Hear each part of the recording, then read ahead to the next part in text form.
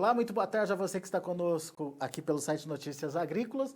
Voltamos com mais um boletim, agora para falar do mercado do feijão. Quem analisa o mercado para a gente é tradicionalmente o Marcelo Líderes, presidente do IBRAF, que está ali de olho na movimentação positiva, negativa dos preços, enfim, a comercialização, evolução dos negócios, área plantada, área comercializada, enfim, Marcelo tem todas as informações na ponta da língua e vai fazer uma análise para a gente de como anda o mercado nesse momento, Marcelo. O que está acontecendo com o feijão? Boa tarde, Alexandre, boa tarde, produtores. A gente está vivendo agora um momento no feijão que nós esperávamos que fôssemos viver somente no mês de julho. Por quê? Nós vínhamos aí das quebras, né? Todo mundo lembra, tivemos todo tipo de problema, nós tivemos excesso de chuvas no centro-oeste e sudeste, tivemos estiagem na região sul, depois tivemos geadas na região sul. O resultado foi que o cobertor ficou curto e esse cobertor não foi suficiente para chegar com o preço tradicional aí do feijão carioca, vamos supor aí 150, 200 reais, chegar até o mês de julho. Então ele subiu bastante, bateu até os 350 reais. E aí, durante o mês de junho, ainda nós teríamos um volume, um déficit razoável no mercado. Já temos e teríamos, já estava planejado que nós teríamos entradas nesse mês. O que a gente não tinha combinado é com o consumidor. E o consumidor, por não se tem aí a razão exata, mas o consumidor desapareceu das lojas. Então, algumas das explicações são, por exemplo, distribuição de cestas básicas. Algumas famílias receberam 2, 3 cestas básicas, dependendo aonde trabalhava a pessoa, trabalha a pessoa, ou dos seus contatos, ou do seu CPF, conseguiram ter 2, 3 cestas básicas. Tendo cesta básica, o que vai faltar no caso da refeição, que leva arroz e feijão, entre aspas, né, que a gente sempre fala no interior, é a mistura. Né? Então, é isso que vai buscar no supermercado. Outro fator é que arroz também subiu. Então, o dinheiro de quem não tem cesta básica está mais curto do que nunca. Subiu o feijão e subiu o arroz. Mas a verdade é que nós sabemos que o mercado trabalha em ondas. Nós temos momentos em que eles vêm todo consumidor, e é interessante que é uma coisa que acontece sem combinar.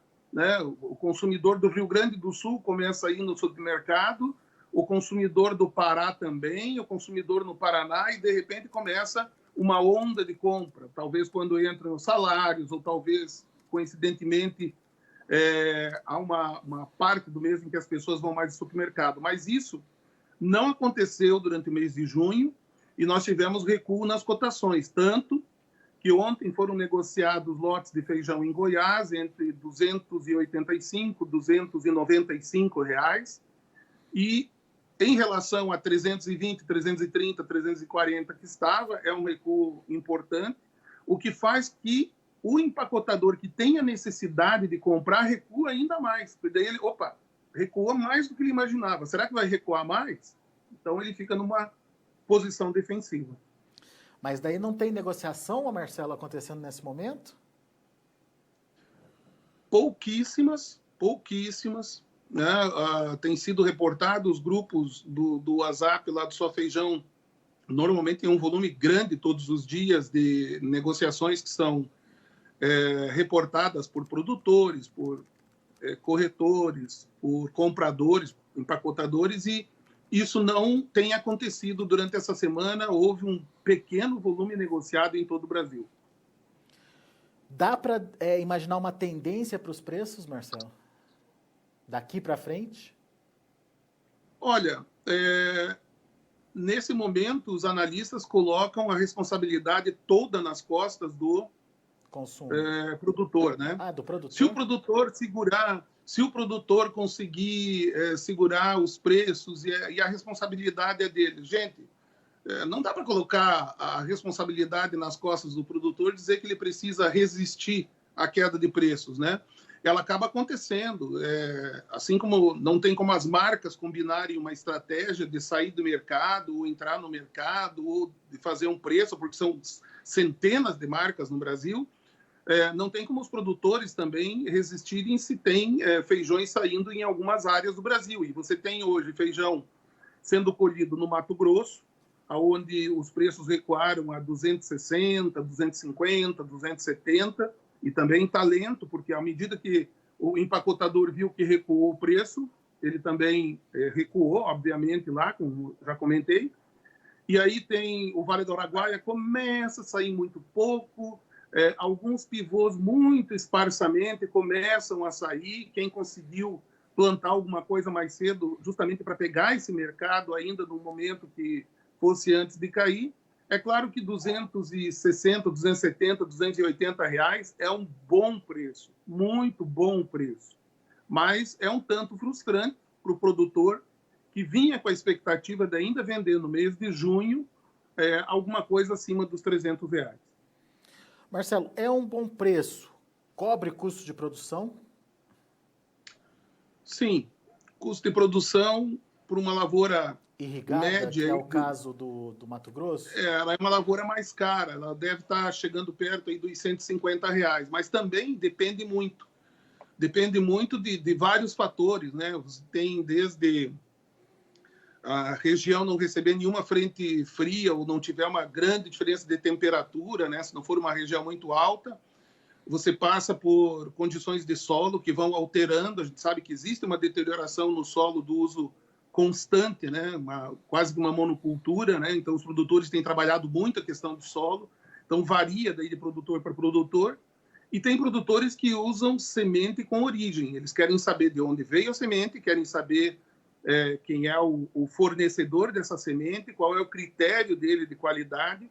E esses produtores, apesar de pagarem um pouco mais por ser semente, eles têm uma produtividade maior e acaba mais do que pagando por ser semente. E alguns outros produtores ainda têm, né, a ilusão de que um grão pode ser melhor que uma semente.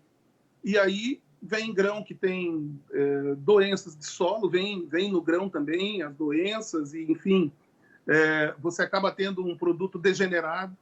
Na verdade, hoje é que as variedades elas degeneram mais rápido, né? Quanto mais você apura a qualidade e a resistência de doenças e tudo mais de uma semente, mais você precisa estar renovando ela, né? Não dá para ficar replantando, ela acaba degenerando.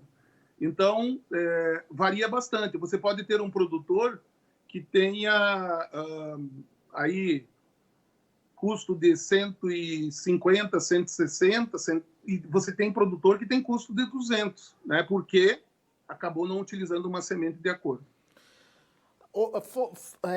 Pegando esse seu gancho da semente, né, da qualidade da semente, como é que está essa questão hoje no Brasil? Você falou aí do produtor preocupado em utilizar uma semente certificada, mas muito produtor que ainda prefere plantar o próprio grão, enfim, e daí tem essas consequências, inclusive para a produtividade, Marcelo. Dá para quantificar ou dá para qualificar essa produtividade brasileira hoje e em relação ao potencial que se poderia ter, o que a gente tem hoje para o que a gente poderia ter se fosse um negócio mais, não vou dizer organizado, mas um negócio mais, o produtor mais preocupado com essa questão da qualidade da semente? Eu acredito que é uma questão de organizado, sim, você falou bem, tá? E de informado, né? Então, por exemplo, dentro da legislação, o produtor pode replantar a sua semente, né? Sua semente que ele comprou, ele pode replantar. O que protege o produtor é a legislação que diz que não pode, entre produtores, vender grão, né? Porque justamente quem organizou essa legislação estava pensando na produtividade, pensando no custo do produtor. E aí você tem queda de produtividade. Então, é muito fácil comparar. Você olha, por exemplo, um programa como o conduzido no Paraná, Embrapa, o antigo IAPAR, tem um novo nome agora, não recordo, com a Emater, enfim, um programa que tem aí 30 anos, em que eles utilizam sementes, né, em campos, em polos de produção, mas esses polos são em produtores, né? E aí apontam os resultados de aplicarem a tecnologia correta, a semente correta, o resultado em produtividade é feito em milho e feijão, e ali você vê claramente a diferença do vizinho que não plantou a semente, e uma boa semente. O que tem evoluído é as sementeiras. Nós temos visto uma evolução muito grande das sementeiras, da qualidade das sementes.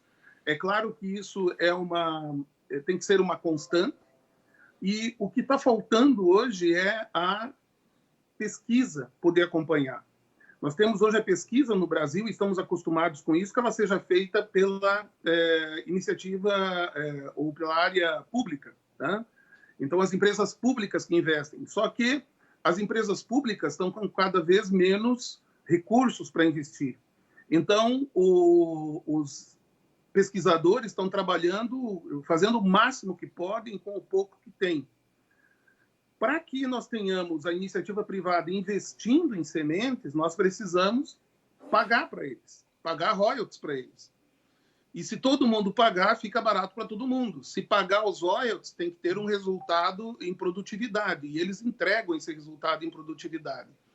Eu tenho visto uma iniciativa no Mato Grosso, e provavelmente essa iniciativa vai ganhar o Brasil inteiro aí, que foi criado um fundo. Esse fundo investe em pesquisa, e agora, mais recentemente, foi sugerido aquele fundo, alguns pesquisadores sugeriram, que se vincule na nota fiscal o nome e o sobrenome da cultivar. Feijão carioca é um nome genérico, é feijão carioca. Qual feijão carioca? É o estilo? É o IAC 1850? É o Dama? Então, você tem que dar sobrenome para essa cultivar, até chegar lá na prateleira. Na prateleira, o consumidor também vai poder e deve poder distinguir uma variedade da outra. Assim como você tem vinho, e não é falta de modéstia você comparar, você tem Cabernet Sauvignon, você tem Malbec, você tem Syrah, tá? Tudo é vinho, tudo é uva. Tá? Só que os consumidores começam a diferenciar. Alguns gostam mais de um feijão, mas nem sabem que feijão é aquele que eles compraram que estava tão bom. Então, será que era um Dama? Será que era um estilo? Será que eu ia ser polaco, agora que está indo muito bem aí nas lavouras? Isso o consumidor pode saber também, precisa saber. Ô Marcelo, então, mas essa questão dos royalties é uma questão bastante polêmica. A gente já viu a soja passar por isso. O produtor de feijão, ele está preparado para começar essa discussão? Eu acredito que produtores profissionais, sim. Você vê produtores que plantam sempre feijão, que têm dentro da sua rotação, independente do preço, não são franco-atiradores do mercado. Eles já estão fazendo isso. Tá? Ainda é um percentual pequeno. No Brasil, 12%, 13%, 15% da área só é plantada com sementes. Mas, na medida em que esses produtores têm visto o resultado e a qualidade da semente melhorando constantemente, e começam a comparar o grão que plantaram, que eles tinham lá, que até tinham o direito de plantar, mas a diferença daquele grão que ele tinha direito de plantar e a diferença de uma semente faz com que ele, às vezes, abra mão de plantar o grão. Ele vai e planta a semente. Por quê? Porque o resultado paga. Então, a questão de estar preparado ou não, nós temos aí a rastreabilidade vindo. Daqui a pouco, ou você tem rastreabilidade ou você não tem mercado. O mercado europeu já está assim. Mas a gente ainda consegue exportar para a Europa sem rastreabilidade. Ainda, mas com a Covid isso vai ser antecipado.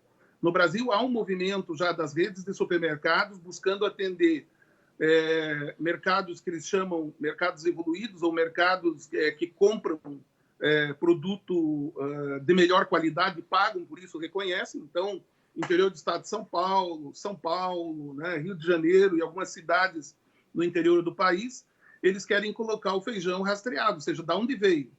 Não tem geneticamente modificado, está lá, não tem. Não tem resíduos, né, porque nós temos que separar o joio do trigo. Tem produtor no Brasil usando glifosato em feijão, isso é crime.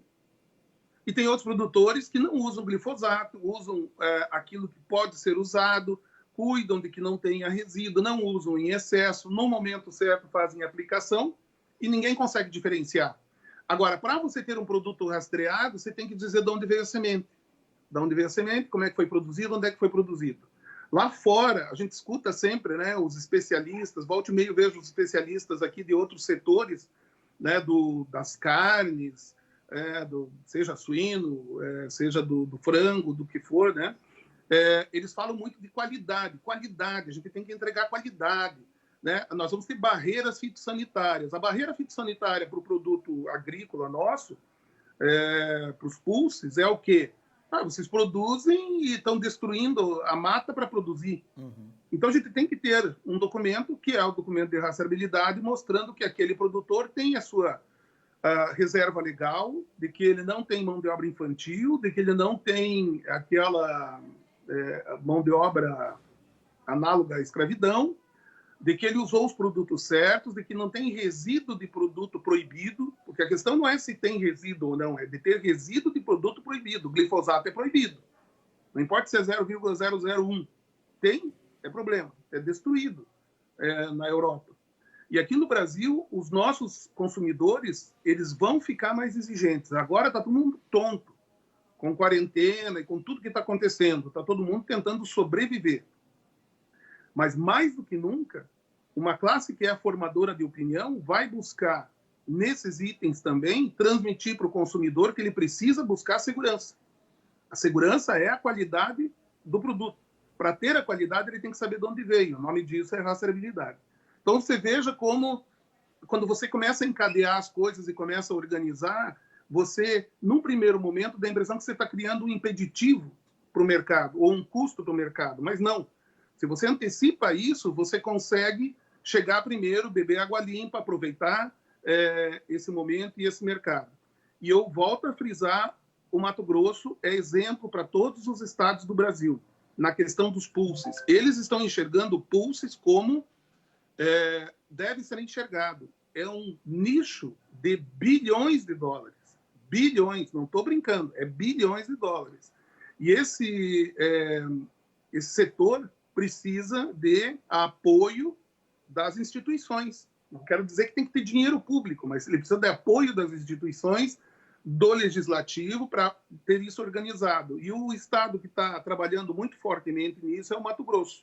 Né? O IMAFIR, que é o instituto que representa lá, que é onde tem esse fundo, 0,3% da comercialização vai para esse fundo.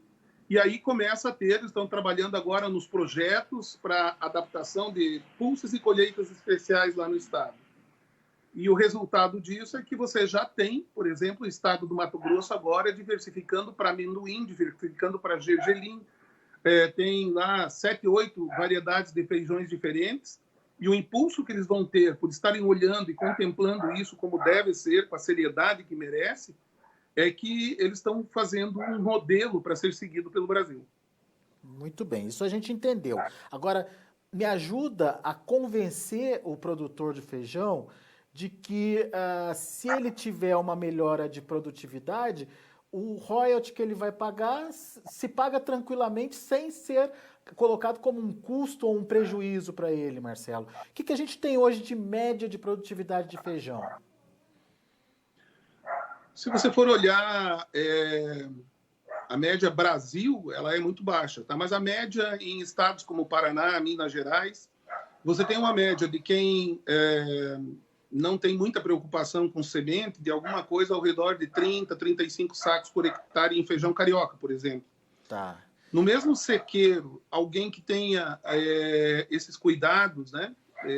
Também com a semente, além de todos os outros que ele já tem, ele vai a 40, 45 sacos por hectare.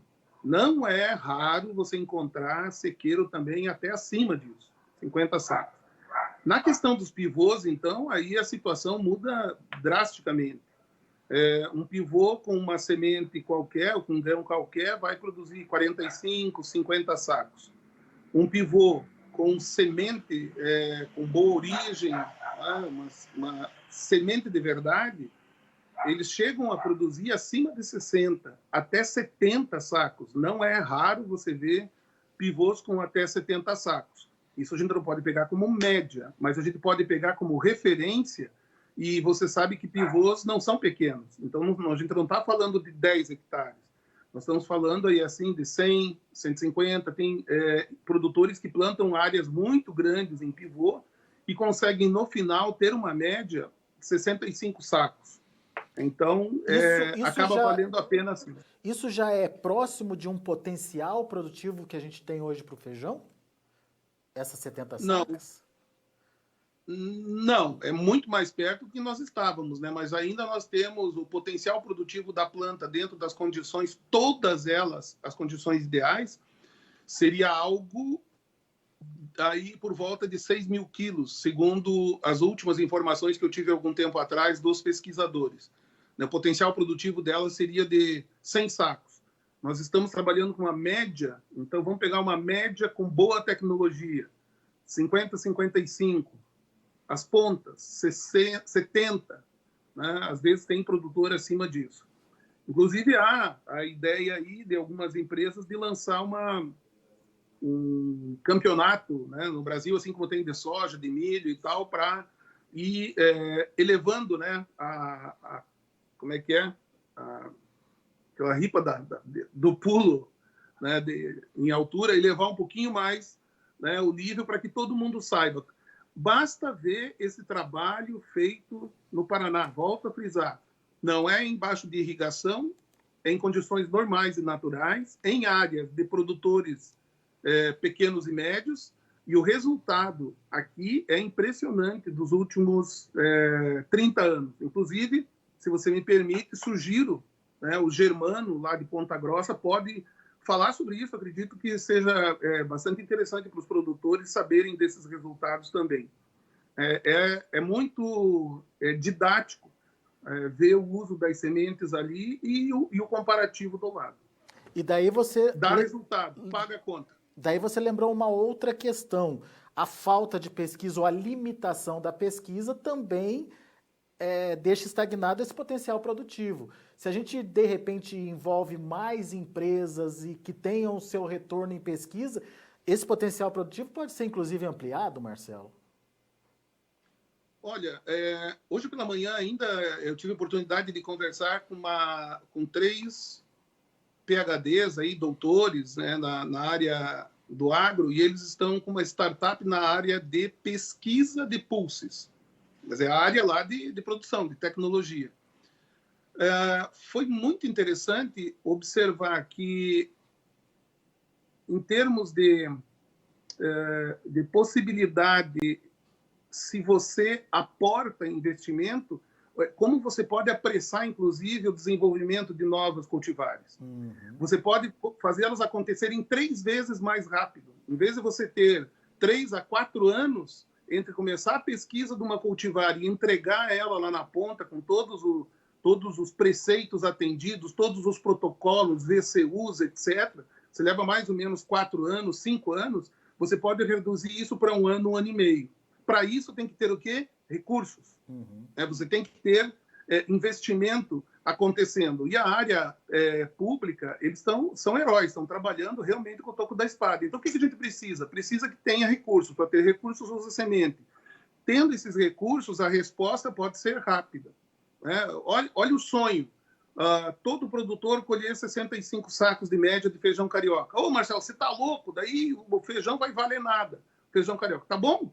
Vamos produzir mais feijão alúbia, vamos produzir feijão vermelho, feijão rajado, vamos diversificar, vamos aproveitar essa nossa capacidade, que é fantástica. Nós, muitas vezes, não temos em conta, né? A gente precisa tentar transmitir isso para o setor, o que é esse mercado mundial, o que se transformou em 10 anos esse mercado mundial de proteínas vegetais, onde entram os pulses. Tá? Então, tem trabalhos muito interessantes, tem algumas iniciativas aí também de agora até setembro. Sei que existem planos aí de levar muito conhecimento através do meio digital para os produtores daquilo que está acontecendo dentro dos laboratórios, mas a semente é um gargalo, gente. Marcelo, então eu acho que a gente está começando uma campanha aqui, né? Ou pelo menos abrindo um espaço para uma discussão aqui de colocar na cabeça do produtor que se ele apoiar a pesquisa, ele vai ter o retorno para ele também, no final das contas. É essa a ideia? Foi nesse sentido que a gente conduziu a conversa aqui? Sim, acabou indo para isso sem combinar, mas vamos lá.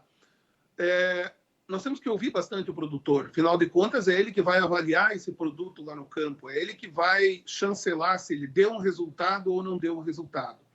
Então, nós temos que discutir mais isso entre nós temos que sentar com as sementeiras. Se existe desconfiança quanto ao procedimento de uma sementeira, como é que ela está conduzindo a produção das suas sementes, vamos abrir isso, vamos entender melhor, vamos ajudar as sementeiras a evoluírem, todas elas, a um determinado nível. Não há dúvida que, com o passar do tempo, se hoje nós usamos 10%, 12% da área utiliza sementes no Brasil, se você levar isso para 25%, alguma redução de custo vai acabar aparecendo. Afinal de contas, uma sementeira vai poder otimizar o uso das suas instalações, da sua marca, enfim, você ganha escala, né? E isso precisa no Brasil também.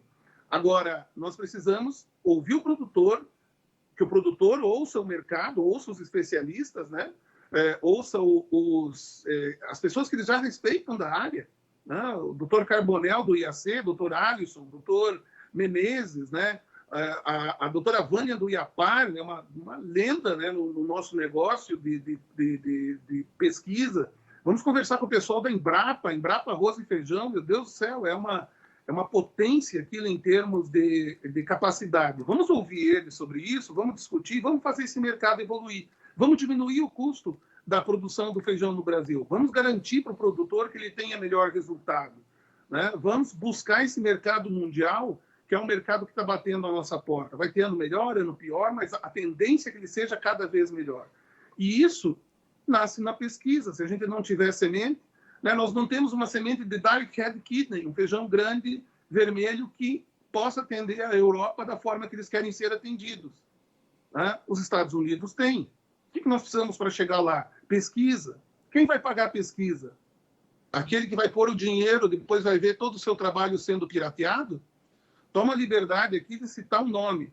Sementes Tomazetti. O seu Tomazetti, lá de Primavera, ele dedicou anos no desenvolvimento da cultura do feijão calpi do Mato Grosso. Hoje a gente fica feliz de ver o Mato Grosso exportando feijão, o Brasil, né, colocando feijão lá fora, mas o homem que desenvolveu isso, ele carrega uma tristeza porque ele fez todo o trabalho e não vende um saco de semente. Todos pirateiam. Será que é certo? Será que pode dar resultado bom isso? Como ser humano? Acho que não. Então, justamente lá no Mato Grosso é que está nascendo essa iniciativa. E como você falou, uma semente pirateada, uma semente sem as regras de uma boa produção, ela vai se deteriorando. No final das contas, quem arca com prejuízo é o próprio produtor, que reduz a produtividade dele muito, né? Nós temos que ouvir também esses produtores que utilizam bastante as sementes, né? Eu estou falando daquilo que eu escuto, daquilo que eu vejo, né? Então, esses produtores que utilizam podem ser testemunhas aí de qual é o resultado. Está valendo a pena ou não está valendo a pena? Estamos todos falando uma besteira, né? Não é possível que a pirataria, que é um crime, né? Ou vamos instituir, então, que é livre, não é crime, né? Mas, por enquanto, ela é crime, tanto que a Polícia Rodoviária Federal do Paraná está apreendendo cargas de feijão que estão indo para plantio. Se ela não tiver Renazem e tudo mais, está apreendendo. Existem informações de fiscalização mais forte no Mato Grosso. Existe interesse de fazer com que a lei se cumpra. Agora, a lei ela não pode ser só para doer. É a mesma coisa que cobrar pedágio numa estrada cheia de buraco. O que é isso? Aí nós não somos palhaços. Agora, você colocar a lei para ser cumprida na questão das sementes e entregar para o produtor aquilo que ele tem por direito dentro da lei de receber, que é uma semente sã, que ele vai utilizar menos defensivos, que ele vai ter uma renda melhor daquela área dele, menos dor de cabeça, isso ele tem o direito dentro da lei. Como é que a gente vai fazer, Alexander? É uma delícia você ter um desafio desse, porque a gente sabe que é para o bem do produtor. A gente sabe que isso vai fazer com que o setor cresça no Brasil, o produtor cresça. Isso aí. Bom, Marcelo, então eu acho que esse é o começo de uma discussão que a gente precisa levar adiante aqui no Notícias Agrícolas, mas desde já eu te agradeço e que fique essa interrogação aí para você, produtor de feijão que está nos acompanhando nesse momento, e participe também dessa discussão. Envie suas dúvidas, seus questionamentos, seus medos, enfim. Será que você pagando um royalty, você vai ter o retorno necessário? Será que a gente corre o risco de repente, exagerar na dose aí, cobrar um royalty muito caro? Tudo isso pode ser colocado à mesa para uma discussão, enfim, mas que é importante você remunerar quem desenvolve a pesquisa, isso eu acho que não tem mais dúvida, eu acho que a gente precisa aí, levar esse assunto adiante até para profissionalizar o setor. Certo, Marcelo Líderes? Certo, obrigado por esse espaço. Mais uma vez, o Notícias Agrícolas levantando temas super pertinentes, né? Não é à toa que vocês têm a audiência que vocês têm, né? Porque não é só passar notícia ou passar informação, isso já é magnífico, claro, mas é achar o caminho, né? Buscar junto com o nosso setor do agro quais são os caminhos para que a gente alcance o sucesso, né, da produção, né, e que nós possamos ter, assim como no restante do agro do Brasil, sucesso também cada vez maior nos pulses. Os pulses são a nova vedete do mercado agro, não tenha dúvida. E a própria Tereza Cristina citou isso agora no lançamento do Plano Safra, né? O feijão Exatamente. entrando aí numa nova trajetória aí que precisa ser, enfim, encampada mesmo. Bom, tem uma pergunta aqui, mas enfim, é do Paulo Bruneta, ele é de Rio Brilhante. Depois, Paulo, eu te passo o contato do Marcelo. Ele está pedindo seu telefone e e-mail aqui, Marcelo, mas para a gente não divulgar e abrir de uma forma generalizada, peço a permissão para passar para ele. Eu te passo o contato do Paulo e você entra em contato com ele. Pode ser assim? Por favor, pode passar, é um prazer. Produtores, coloquem aí nos comentários, né, do Notícias Agrícolas aí no vídeo, coloquem a sua opinião, vamos debater, vamos escutar vocês, vamos ver onde é que é o calcanhar de Aquiles para que isso evolua. Tá certo. Obrigado, Marcelo. Grande abraço para você, até a próxima. Valeu, obrigado, um abraço. E, Paulo, a gente passa o seu contato, então, para o Marcelo, para ele entrar em contato com você. Combinado assim? A gente vai ficando por aqui, agradeço muito a sua atenção, a sua audiência. Daqui a pouquinho a gente volta com outras informações e mais destaques. Continue com a gente.